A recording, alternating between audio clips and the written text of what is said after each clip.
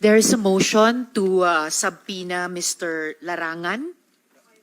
I'm sorry. John Michael Mayroong. J.M. Mayroong, duly seconded. So ruled, COMSEC, paki-issue yung subpoena laban kay Mr. Mayroong. And point very well taken yung sinabi ni Senator Sherwin dun sa ibang invited resource persons, some already covered by subpoena, sa pag-absent sa hearing na ito. Lalo na dahil, gaya ng binanggit ko kanina, patapos na ang mga hearings na ito. Kumbaga, nagsasara na rin yung window of opportunity sa mga resource persons. Magpakita dito to honor the invitation or lalo na to honor a subpoena at magsabi na ng totoo. Kumbaga, pa-last chance na magsabi ng totoo sa komite